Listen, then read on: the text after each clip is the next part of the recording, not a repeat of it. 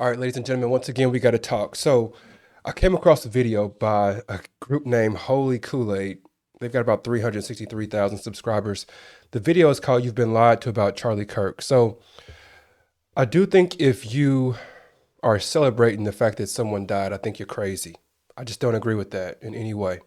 At the same time, I think it's crazy that we are seeing people trying to celebrate this man like he was Mother Teresa or something, or like he just breathed life into people. I think that's the complete opposite of what we should be doing. Seeing flags flown at half mast, I just think it's crazy. Every time I'm driving down the street and I see somebody's flag at half, I'm like, what? And I actually own a campus that has a flag staff, and I've never had a flag on it before, but I'm not gonna lie to you, I've considered buying a flag and just putting it all the way to the top just to say, like, I'm not glad that this guy died because that's just not the way to live, but I'm also not going to celebrate this man's life either because I think that he caused extreme harm to so many people. Okay, so let me go ahead and get into the video. I just want to react to it. I'll be stopping throughout the video, just giving my thoughts here and there, but let's go ahead and get into it real quick. I can't stand the word empathy, actually. I think empathy is a made-up New Age term that does a lot of damage. I think it's worth it. I think it's worth to have a cost of, unfortunately, some gun deaths every single year. This is not going to end well. Charlie Kirk is dead. He was shot yesterday while debating at a college campus, and as of my recording this, the shooter is still at large. What I'm about to say will probably piss... Which actually, it's the 12th of September at about close to 11 o'clock Central Time, and they actually did find the person who did it. Some of you off, and I probably will lose some subscribers and patrons over it. But I don't care. The truth needs to be said because no one in the mainstream is talking about this. Before I pull the pin out of the grenade though, I want to make it abundantly clear that I do not condone violence, and it is a dark place that we've come to in American politics where this is what people feel like they have to resort to. Simultaneously, I refuse to fly this flag at half-mast today because the man who died yesterday was not a hero. As I speak, It's crazy that he said that because that's exactly how I felt. I talked to my wife about that just yesterday. It's like the fact that people are flying their flags at half-mast to signify that a hero has died is crazy to me. You cannot cause as much harm to different communities as this man has and still be recognized as a hero. And people continuously say, the left did this, the left did this. I'm telling y'all, the left did not do this. Quote unquote, they did not do this. The people who did this is one person. That's who we should be looking at. It's one person. There is a concerted effort to turn him into a martyr, to weaponize his death as a justification for right-wing retaliatory violence, without the public really being truly aware of who this man actually was and the horrific things that he stood for. Charlie Kirk's death isn't a tragedy because we lost one of the good ones. It's a tragedy because of what it represents for American democracy and the dark times that are to come. Because Charlie Kirk was one of the worst stains on the reputation of my country. I don't say this to be tactless. This is a man who called Martin Luther King awful and not a good person, stating that the passage of the Civil Rights Act was a huge mistake. We note in our piece that Kirk describes King as, quote, a bad guy. It's true. And Kirk's self-described very, very radical view that the country made a mistake when it passed the Civil Rights Act. Also true. And the Civil Rights Act, though, let's be clear, created a beast, and that beast has now turned into an anti-white weapon. He sowed division wherever. I think it's important to note that no one is untouchable. Everything that we say, when people hear it, they're going to internalize that, and it's going to make them feel a certain way.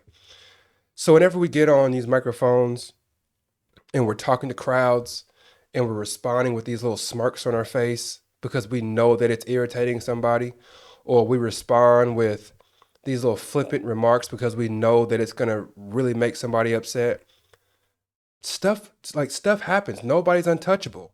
And the way that he operated, to me, the way that Charlie Kirk operated, it seems like he felt like he was untouchable. The constant smirks and those little crap-eating grins he would always give, like that kind of stuff. And then especially when you make comments like, I think that deaths from gun violence is just a necessary evil because we've got to protect our amendment. Like that kind of stuff is craziness. And the only folks who would say something like that is somebody who thinks that this kind of thing would never touch me or my family. He went. He promoted conspiracy theory garbage like the Great Replacement Theory, which states that rather than white people being able to live in harmony with other races, minorities are plotting to replace us. He promoted 2020 election fraud conspiracies so effectively that despite them being repeatedly proven false in court by Trump's own appointed justices, millions of Americans still believe them to this day. During the pandemic, even as Trump's own administration was pumping billions of dollars into Operation Warp Speed, attempting to rapidly create and test a vaccine, rather than taking this emergency as an opportunity to help unite America, he turned on doctors and spread pseudoscientific misinformation and anti-vax conspiracy theories, calling vaccine mandates medical apartheid.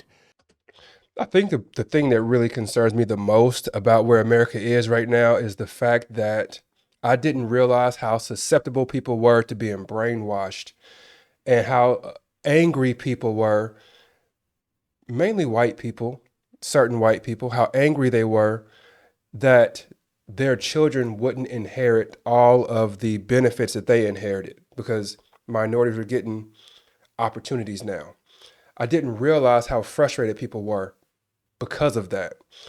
And since people are so angry and since people are so susceptible to being brainwashed and accepting lies,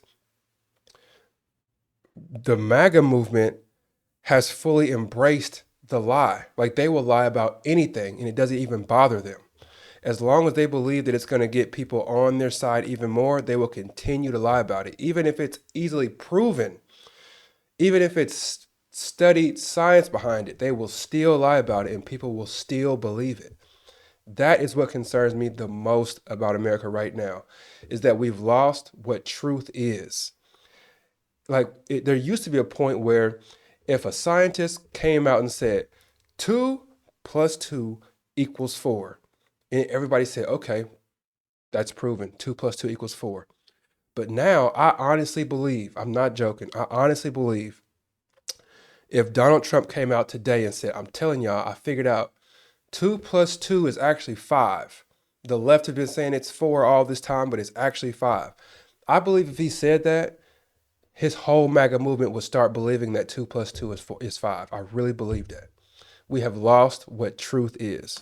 He organized COVID-19 skepticism campaigns on college campuses, which he painted as exercises in critical thinking, but in reality, they were super spreader events where unvaccinated attendees caught the deadly virus and breathed their last breath from a ventilator weeks later, separated from their families. He painted gun deaths as inevitable, and as the bodies piled up, creeping into the thousands during Trump's first term, as children bled out, gripping the hands of their parents in hospital beds around the nation, he nonchalantly stated that gun deaths are an unfortunate but acceptable cost of preserving the Second Amendment. And as LGBT kids across America struggled to come to terms with their identity and faced bullying and religious discrimination, leading to the highest rates of suicide of any demographic, he fomented hatred towards trans people, further stigmatizing an already trampled on and vulnerable minority struggling to simply exist, falsifying statistics to paint them as the problem, even up until his final breath. Charlie Kirk had blood on his hands. He defended the Israeli genocide in Gaza and downplayed Russia's violent invasion of Ukraine as merely a border dispute. And in response to skilled legal immigrants from India strengthening our economy, he stated that America doesn't need more visas for people from India, claiming that they would simply displace American workers. And while women with ectopic pregnancies bled out in hospital parking lots because their doctors were terrified of the new legal repercussions of performing life-saving abortions, Kirk, always the confident fool, touted that abortion was worse than the Holocaust. So you're comparing abortion to the Holocaust? Absolutely I am. In fact, it's worse. It's worse. It's really not. And said that if his 10-year-old daughter was raped, he would force her to carry it to term. So if you had a daughter and she was 10 and she got raped, would you want her to go through that and carry her rapist baby? That's awfully graphic. But it's a real life scenario that happens to many people. The answer is yes, the baby would be delivered. And as millions of Americans struggled to pay rent, Kirk's solution to the housing crisis was to put more people in prison. I said, honestly, we should be much tougher on crime. We need more people in jail. We need more arrests. America has more prisoners than any country on earth, and one of the highest per capita rates. If you believe that this is the land of the free, I've got a rude awakening for you. But when asked by policymakers what his top recommendation was for the Republican Party, he stated that We do not have enough people in jail in this country. this was a community college dropout influencing top Republican lawmakers. He believed that university was a scam, and the only good reason for women to go to it was to find a husband. I'm Addie, and I'm 14. I'm a freshman in high school. I think there is an argument to bring back the MRS degree. And no, seriously. And just be clear, that's why you're going to college, right? Don't lie to yourself, I'm studying sociology. No, you're not. That's crazy. So MRS degree, misses, is what he's saying, going there just to find a husband. I have daughters. I got 3 daughters. I would never tell them that. I want my daughters to grow up to be independent thinkers. I want them to be a leader in the society. I want them to be a leader in their household. I don't want them to feel like they're up under anybody. So to think that this guy is walking around telling women, go to college to find a husband. Don't worry about studying, because all you're going to be doing is sitting at home, burping babies and taking care of the house. Like, that is nuts to me. It's nuts. We know why you're here, and that's okay. I say college is a scam, but if you're going to find your life partner, that's actually a really good reason to go to college. And so, yeah, you could go learn some stuff. That's fine, I guess, or whatever. Just don't listen to your professors. Charlie Kirk had no formal education in political science or sociology or criminology, and despite the US having a heavily militarized, needlessly violent police force, which already has tragically higher rates of police shooting than any other developed country on earth, Kirk proposed that we get tougher on crime and bring back public executions. In fact, I even think that we should bring back, public executions on certain people. No. This was not a champion of free speech. This was one of the most vile mouthpieces of America's dark political underbelly, spewing absolute toxic filth. And yet, he was one of the most influential people in the nation, rubbing shoulders with the president and helping sway an election that's led to the downfall of democracy in the installment of a convicted felon and accused pedophile in the White House. Kirk's organization, Turning Point USA, hired over 1,000 employees who swayed hundreds of thousands of voters. He helped roll back LGBT rights, voting rights, immigration rights, and for the first time in history, our daughters will have fewer rights than their grandmothers. In his short life, Charlie Kirk managed to do more damage and more harm than almost any other American in the last 50 years. And yet, his death was quickly politicized as a tragedy. Trump announced that he would posthumously give him the Presidential Medal of Freedom, the highest honor a civilian can receive. I'm sorry, but are we all just gonna forget the abhorrent way that Trump treated an actual war hero, John McCain? By the time Trump leaves office, he will have tarnished every single major award that we've known to man. Like the Presidential Medal of Freedom, he's wanting to give this to people who just obviously do not deserve it. So by the time somebody else gets into office, that medal is not going to be worth anything, because they're going to say, so-and-so got that. It's not that big a deal. Trump is begging for the Nobel Peace Prize.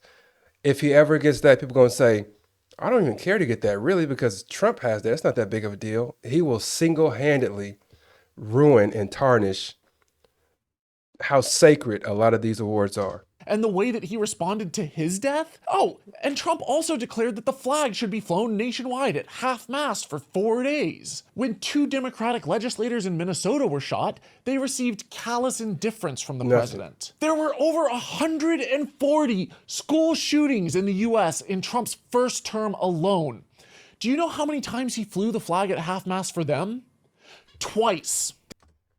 That's crazy. This is disgraceful. Hundreds, even thousands of firearm deaths are merely unfortunate statistics. So I'm sorry that I'm not shedding a tear over the man who said, I think it's worth it. I think it's worth to have a cost of, unfortunately, some gun deaths every single year. School shootings are almost uniquely an American problem. But Charlie Kirk presented a false dichotomy. You can either have freedom or you can give up your guns, as if every free democracy has citizens armed to the teeth, and as if we couldn't at least enact some sensible gun control laws. The biggest Yeah, I don't know what the fix is for these school shootings. I don't know what the fix is. My wife and I donate every month to help end these school shootings. I don't know what the answer is. But to me, it feels like the answer is not putting more guns out there. Like, we've got to do something to control how many guns are out. I don't know what the answer is to stop these school shootings, but it just seems like the obvious answer is not putting more guns out in the street. The biggest tragedy about Charlie Kirk's death was his wasted potential. Here was a bright, capable young man with resources and serious drive who could have accomplished so much good. And instead, he spread Handmaid's Tale levels of theocratic dystopia. And had he actually read his Bible rather than simply using it as a prop to bludgeon those he looked down on, he might have taken a warning from Christ that those who live by the sword will die by the sword. Charlie successfully advocated for the establishment of a fascist regime. The American people have been thoroughly stripped of their rights, watching oligarchs take control of the country. I want to say this real quick. Part of what he talked about the Bible earlier, I'm a Christian. I think it's really important for people to not just read the Bible, but actually understand who Jesus is. A lot of us will hear, like on Facebook, I saw some really close friends who was like, I don't know who Charlie Kirk was, but he preached the gospel, so I really appreciate that about him. The thing is, there are people who are so good at manipulating folks that they will take parts of the Bible from all these different areas and they will convince you that it's okay to steal. There's people who can convince you that it's okay to kill somebody because they can pull out this phrase and that phrase from the Bible and say, see, it says it's okay. It says it's okay to kill folks. So just because people can recite things from the Bible, it doesn't mean they're of God. We got to do a better job of understanding who God is, not just reading his word, but understanding who God is. That way we can discern if this person who's actually reading these words to me, like, what are they actually after? What are they actually saying to me? What are they trying to get from me? Charlie Kirk was excellent at throwing words from the Bible and giving you this verse and giving you that verse, but he's using these verses to put other people down. So is that of God or is it not? We got to do a better job of that. He convinced hundreds of thousands of impoverished Americans to vote against their best interests and for the interests of his organization's ultra-wealthy backers. We are watching our neighbors, many of them US citizens and legal residents, get rounded up, arrested, and held without warrant by masked Gestapo. 70% of us now live paycheck to paycheck and watch in horror as our healthcare coverage is slashed, while our tax dollars fund bombs which right now, as I speak, are being dropped on schools and hospitals in Gaza as part of an ethnic cleansing program by Charlie's friend Benjamin Netanyahu. So are we really surprised that when desperate people helplessly watching their freedoms erode and their very nation descend into a totalitarian theocracy, that there would be backlash? And somehow people are shocked by his specific death? For decades, despite school shooting after school shooting, Republicans completely turned a blind eye and didn't give a flying shit about the deaths of innocent kids. The rights of the gun owners superseded the rights of children to live, to breathe, to pursue their dreams of becoming doctors or scientists. Are we really surprised that under these circumstances, when the one right that's still defended is the Second Amendment right, that's the one that the American people would turn to in their darkest hour?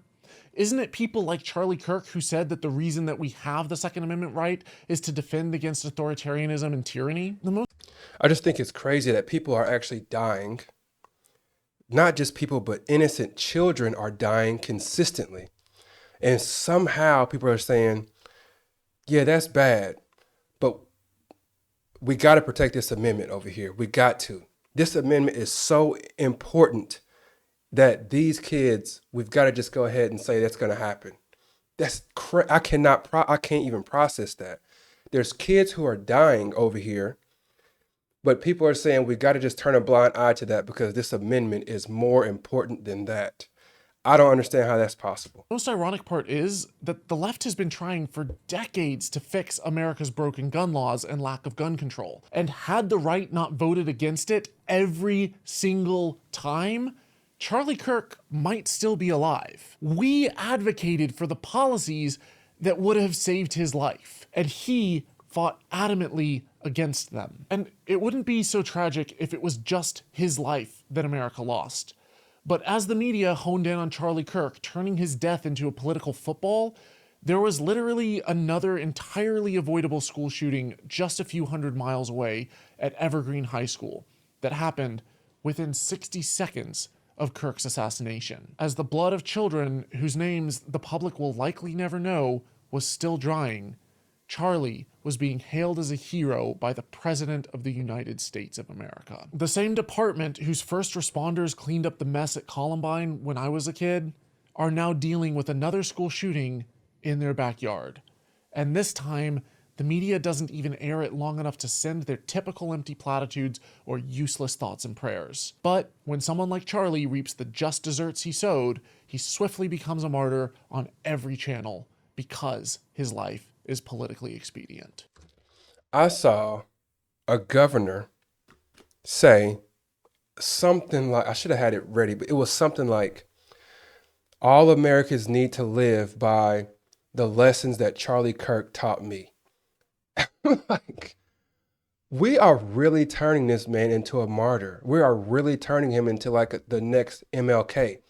I think that's what people want him to be viewed at. It's like a Martin Luther King, a person who died for the betterment of the country. I think that's what people are trying to do, and it's crazy to me. So that's the video, man. This world we live in is unbelievable. It's crazy. I don't know what to say. I don't know. But truth is important. We have to continue pushing out the truth. We have to do that because folks they're so susceptible to lies, and they're so angry that they are willing to believe even the nonsense that people are putting out as long as it fits their narrative. So that's all that I got for y'all today. Please do like the video and subscribe to the channel. We're going to continue growing this one subscription and one like at a time. Every like that you give, every subscription that we receive helps me take care of my family even better. So I appreciate your support. Thank you. Take care. God bless and peace.